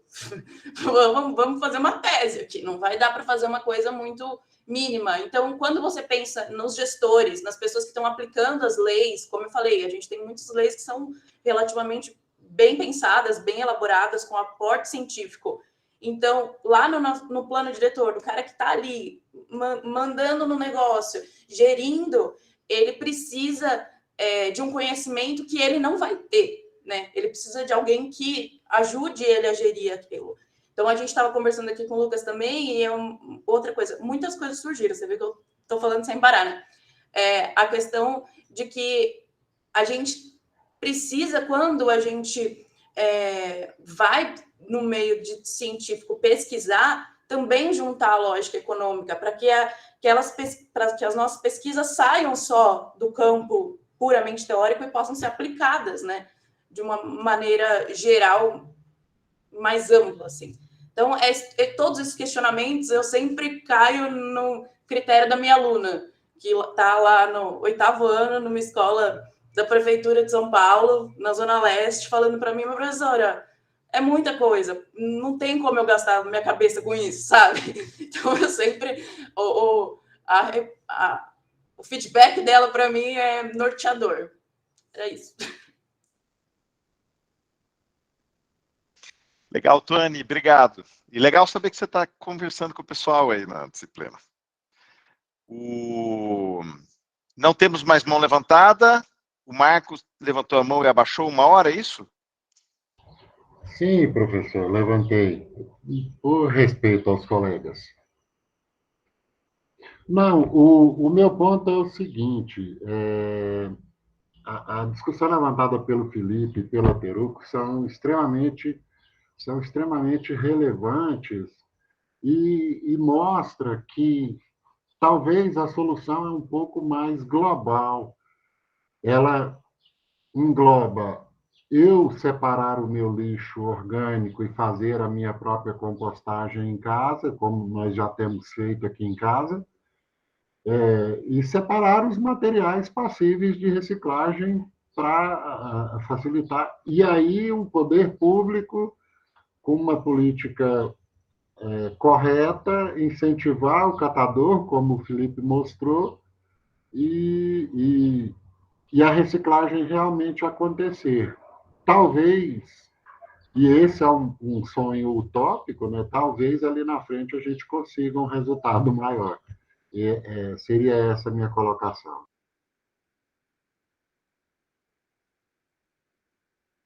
Peraí, estava falando aqui sem fone. Eu tirei o vídeo para melhorar a internet aqui. Obrigado, Marcos. Valeu pela colocação.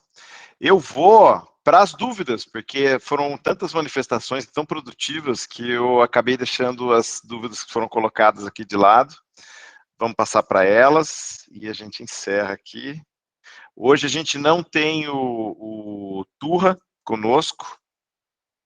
Era uma coisa que a gente ainda ia fazer, né? Ia confirmar. E aí não deu para ele participar, mas a gente está vendo uma outra data para ele vir aqui falar com a gente. Espera aí. Vou compartilhar aqui.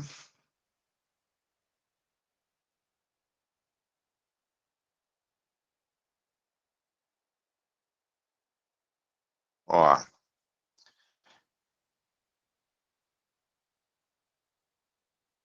Estão vendo? Então, beleza. Aqui...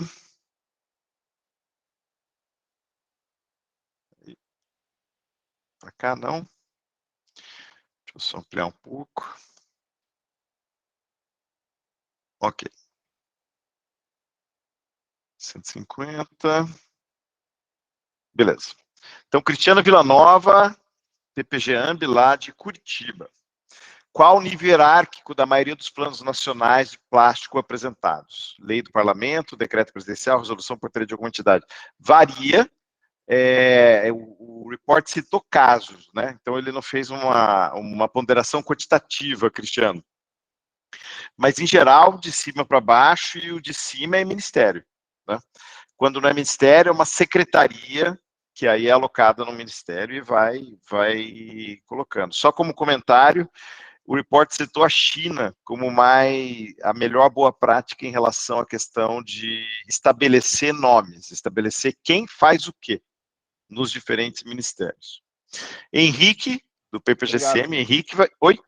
Obrigado. Cristiano? Sim, obrigado. Só pra conversar. Obrigado, Cristiano, valeu. O Henrique, qual setor governamental fica responsável pela elaboração desses planos? Varia de país para país. Eles possuem pessoal especializado na área de polímeros para elaborar isso, né? Não estou certo disso. Como eu disse, é uma área que é muito interdisciplinar, então, por exemplo, tem muito advogado ambiental, muito. É uma área forte, tem muitas associações, organizações não governamentais, tem muito gestor público, então não necessariamente, a gente conversou com o Felipe, com a Teruco, né, o pessoal que trabalha com a questão de gestão, que está na linha de frente, e eu não estou seguro de que eles tenham formação, por exemplo, em polímeros.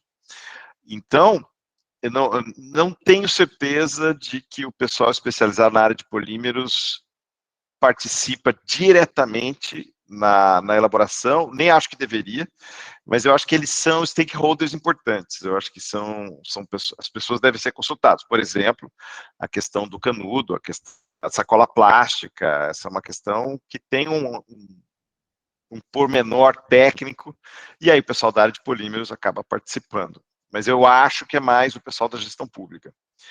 Provavelmente essa ausência de informações são propositais para atender o mercado? Não sei, Henrique. Aí eu já não sei.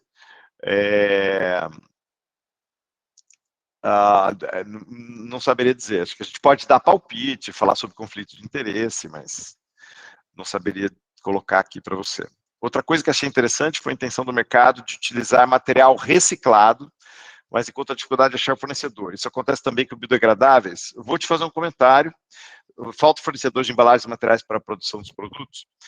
A questão do material reciclado, é difícil de encontrar material reciclado, de boa qualidade, que você garante, por exemplo, você pega um material de reciclagem primária, que não passou por uma vida útil, resíduo de indústria, e aí você tem um filé mignon. Quando você vai incorporar o seu material reciclado Deixa eu aparecer aqui. Parece que não tem ninguém falando se não tem a minha imagem aqui. Quando você vai inserir o material reciclado na sua embalagem, no seu produto, você tem que ter certeza da qualidade desse material. Aí é um aspecto técnico. Então, se você tem um fornecimento de material reciclado e não faz um controle de qualidade, de massa molar, de nível de degradação, a formulação desse material, você pode ter uma entrega que vai ser flutuante em qualidade. E isso atrapalha o processo. Então, você tem uma demanda na indústria, você tem uma demanda para material reciclado que precisa de um certo refinamento técnico. E as recicladoras que fornecem isso, elas são poucas. É uma coisa que eu tenho dito é que o Big Money não vai atrás da reciclagem. Né? Você não encontra o Elon Musk tentando fazer uma disrupção na reciclagem. Então, você tem um problema de fornecimento. Às vezes, você tem um problema de fornecimento geral, e quando você tem uma demanda técnica maior para o material reciclado, aí você restringe mais ainda a demanda. E aí, isso aí podia sinalizar para a questão de que você tem um mercado aí para cobrir. E tem uma empresa, não lembro o nome, tem uma empresa brasileira que está se especializando nisso. Ela está vendendo bastante material reciclado para a indústria, mas ela também pega material reciclado da indústria. Então, isso gera um material de melhor qualidade.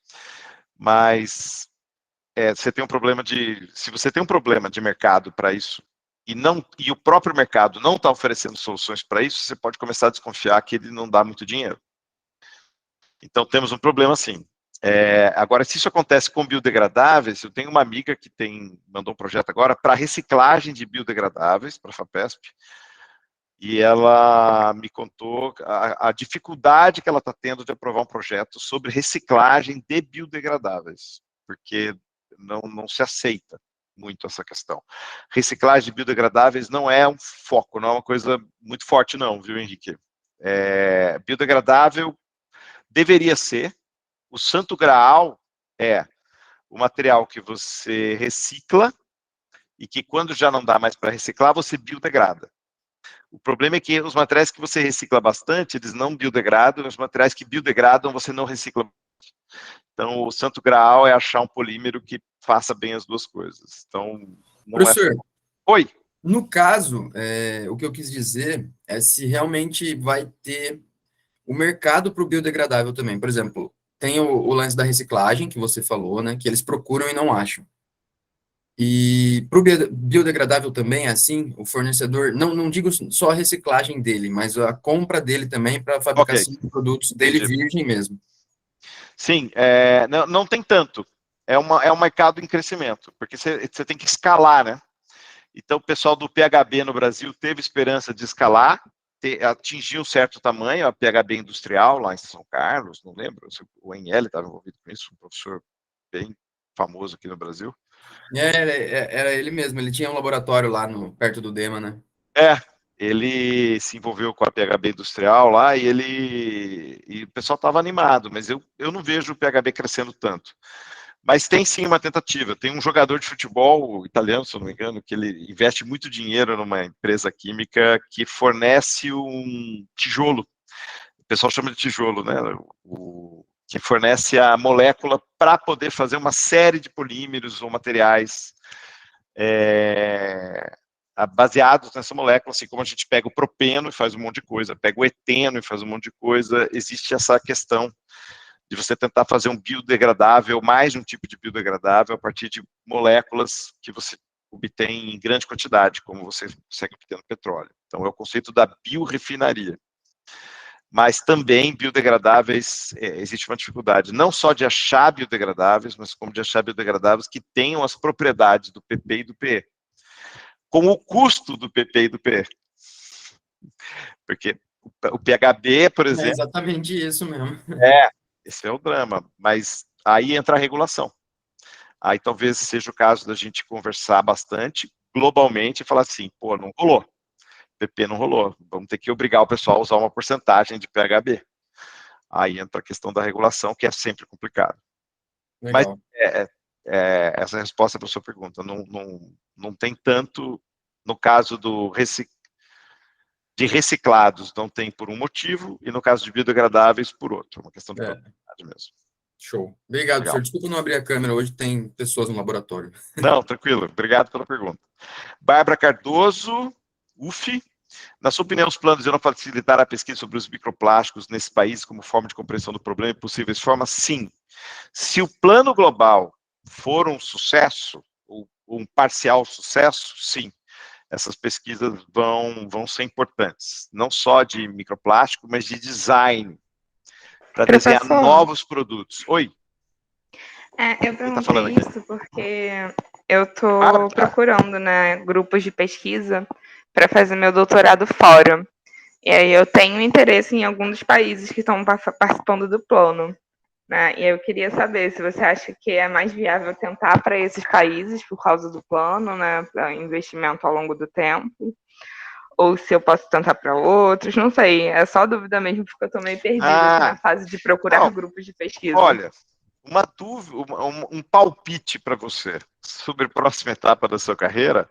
Escolhe o plano, escolhe o ponto de pesquisa, que eu acho que a questão da poluição plástica como um todo é um ponto importante. Aí vai da sua sensibilidade de entender qual ponto tem chance de decolar, qual vai vingar, né?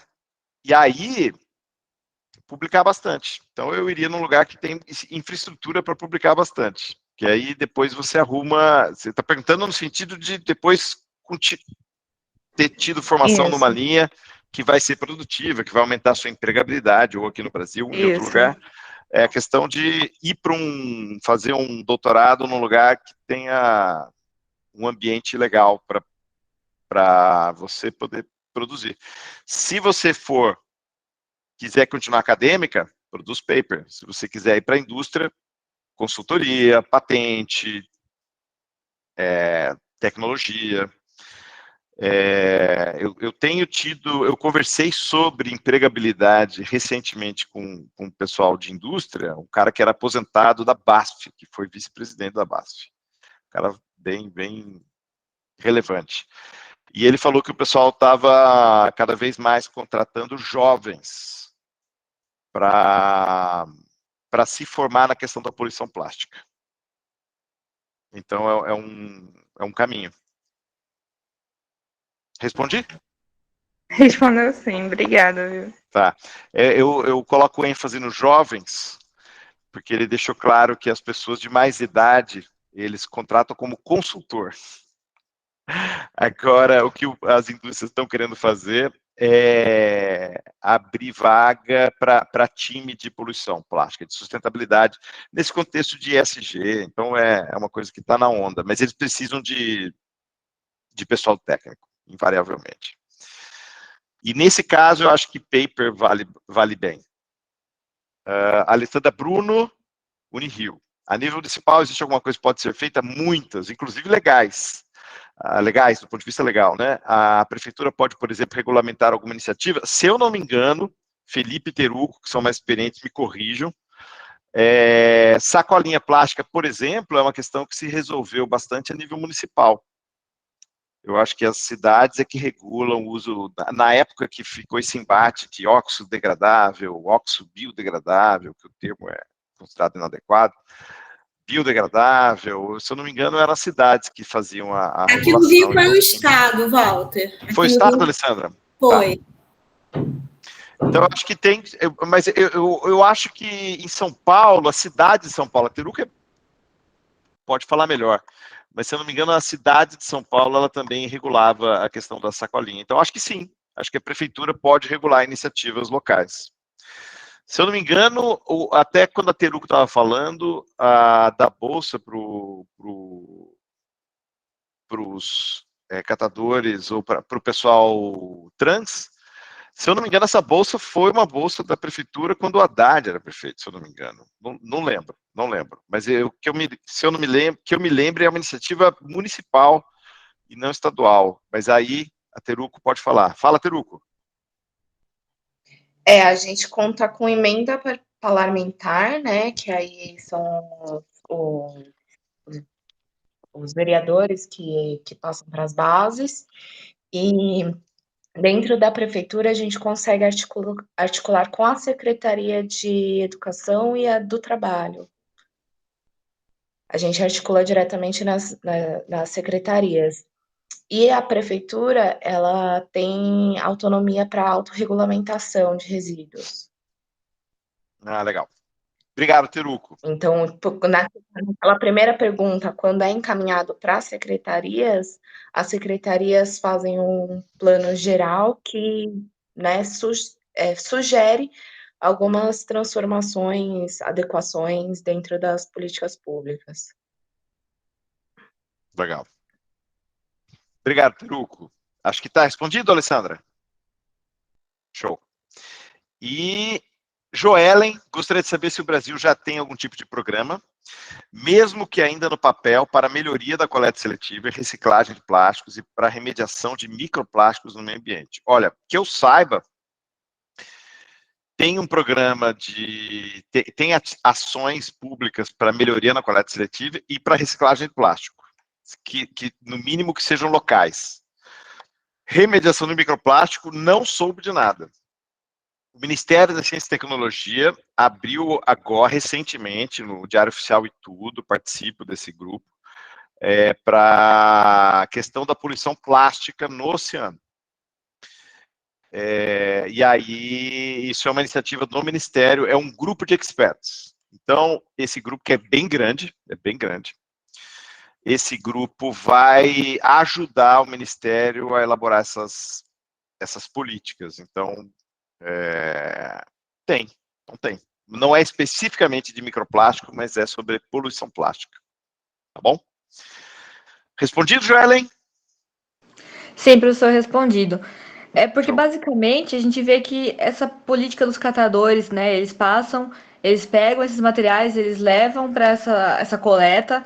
Óbvio que isso ajuda muito, inclusive são eles que fazem a diferença hoje, né, pelo que a gente percebe. Mas não, eu vejo que não é uma coisa eficiente, porque eles pegam apenas as coisas que são mais pesadas, porque é mais eficiente para eles ganharem, né? Então, plásticos menores como papel de bala, pequenas embalagens, isso acaba não sendo destinado.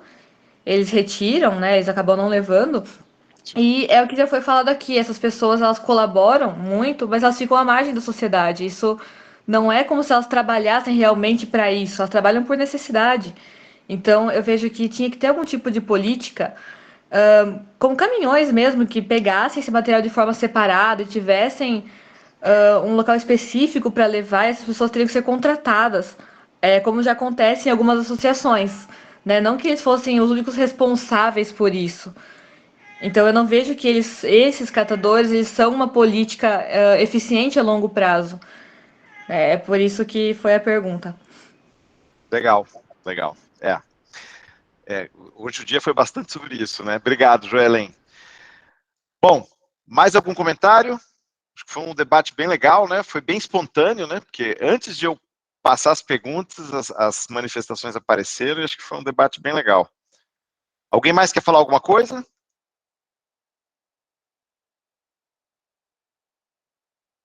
Não? Deixa eu falar com vocês, para terminar, já que a gente não vai conversar às 10, deixa eu falar com vocês sobre o Journal Club. Eu acho as discussões da disciplina muito interessantes. Eu acho que a gente tem um grupo bastante heterogêneo na disciplina, entre os que participam sincronamente e os que participam assincronamente, muita gente só acompanha depois. Dá para ver bem o número de assíncronos pelas visualizações das aulas gravadas. Então, acho que a gente tem um grupo que participa de alguma maneira aqui desse debate, desse tema, e eu participo de um Journal Club, participo eventualmente, gostaria de participar mais, com mais disciplina, mas tem um Journal Club, que é o Waste Journal Club, se eu não me engano, que inclusive semana que vem, dia 28, segunda-feira, vai ter sobre plásticos e agricultura. Já imprimi hoje os artigos para ler. E aí eu pensei em estender essa iniciativa aqui, para esse grupo. Seria um clube de leitura online, aberto, todo mundo pode participar, e a gente escolheria os artigos para ler antes e, eventualmente, postar antes algumas perguntas para preparar para o debate no dia da gente se encontrar. E é uma coisa que tem funcionado bem. Vou até mostrar para vocês aqui, deixa eu ver, eu separei aqui,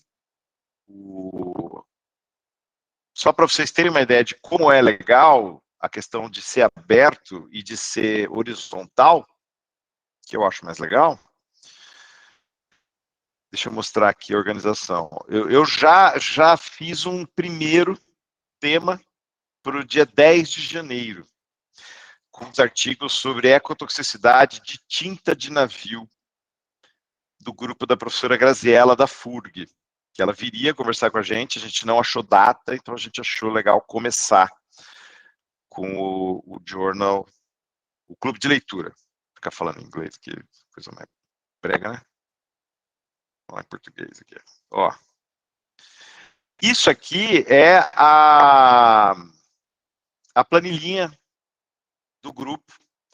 Então, é uma planilha aberta que fica para os participantes. Quem quiser conduzir uma reunião. Então, ou seja, eu escolhi um tema para o primeiro, talvez para o primeiro, para o segundo, para poder dar volume. Mas depois, as pessoas teriam a chance. Vou mandar. A Carmen pediu o link, eu vou mandar no e-mail para quem quiser participar, se inscrever, preencher formulário. É totalmente aberto. E aí,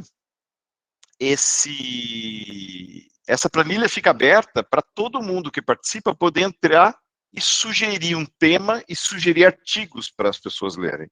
E aí você se reúne e faz a leitura, a apreciação. Por exemplo, aqui em abril não teve, porque ninguém se candidatou. E em junho não teve. E aí teve alguns meses que faltou, ou seja, o pessoal está um pouco cansado. O do semestre passado teve, o do mês passado foi o destino do plástico, do resíduo plástico global, e agora o de novembro vai ter, semana que vem. Quem está conduzindo é esse cara, Hassan Makbul. Não sei se é cara, se é moço, não estou familiar com esse nome. Ah, mas é RIRIS. Beleza. E ele está na Espanha e o tema é sustentabilidade de plástico na agricultura. Aqui estão os temas do passado. Então, ou seja, todo mundo pode brincar, todo mundo pode propor um tema. Então, por exemplo, a gente poderia propor, eu senti que teve um interesse bastante grande na questão da coleta de resíduo. Esse pode ser um tema de um clube de leitura. Esse pode ser um tema de um... Bom, pode ser um tema de uma série de coisas. E a gente pode fazer esse clube de leitura aberto. Então, eu organizaria os primeiros e a gente manteria uma estrutura, manteria a planilha para a comunidade poder participar. E quando eu digo aberto, todo mundo pode convidar os colegas, pode divulgar o clube, pode tocar para frente. A vantagem é que seria em português. e eu acho que tem um alcance aí para a gente fazer um networking, para a gente conhecer as pessoas que estão trabalhando com o tema. O que vocês acham? Legal? Quem toparia, só para ter uma noção aqui, quem levanta a mão, quem participaria mensalmente desse tipo de evento? Ah, bastante gente, legal. Perfeito, tá ótimo. Ah, maravilha. Ah, então a gente vai organizar. Então os primeiros eu vou fazer para a gente ter essa demanda, vou divulgar, vou pedir para vocês divulgarem, e aí a gente se organiza. Vamos ver se a gente consegue fazer um negocinho legal, manter a comunidade ativa. Tá bom? Legal. Mais algum comentário? Podemos falar tchau e cair para a vida e assistir Walter. México, é isso? Walter, Fala. Só antes de terminar, você lembra que você ia falar que você ia mandar para quem precisasse conseguir os créditos? Os certificados, sim. Os certificados, que você ia passar uma lista, alguma coisa nesse tipo. Vou mandar essa semana. Vocês vão. É que eu não sou muito habilidoso no Google Formulário, porque eu tenho que mandar o formulário. Vocês têm que responder a pergunta para que vocês querem o certificado, e aí vai para o certificado, vai para o formulário correto, que vocês vão poder editar. O principal problema do formulário que vocês preencheram é que tem muitos formulários que estão preenchidos errados. E eu não autorizei a edição, eu não consigo autorizar agora. Então, vocês não conseguem voltar para corrigir. E aí, agora é só isso. Só isso vai resolver a questão. Aí eu vou mandar para vocês, tá bom? Desculpe a demora. Terá emenda nos certificados? Acho que sim. A emenda, eu não tenho certeza. O certificado ele é um certificado oficial da faculdade. Talvez, eu vou ver. Eu não posso interferir nisso, mas a emenda, ela existe. Ela é oficialmente aprovada na universidade e o certificado vai ter o nome e o código da disciplina, então você consegue ter os dois. Eu não sei qual é o padrão de diploma da universidade. Ok? Um monte de gente levantou a mão, podem falar. Maria? Rapidinho, professor. Só em relação à ementa, eu acho que se não der para colocar junto do certificado, acho que seria bom, pelo menos, disponibilizar o link para a gente baixar, sabe? Tá bom. Seria, talvez, uma sugestão. Tá. Link da ementa. Show. Obrigado, Jane.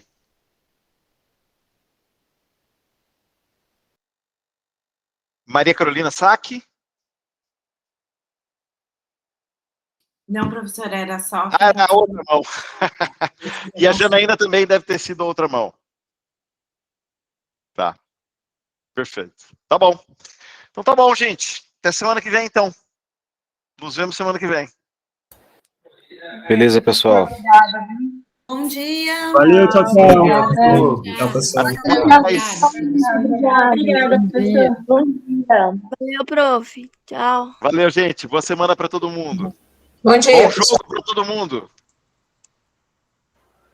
Obrigada pela aula, professor. Foi ótima. Beijo. Obrigado, valeu.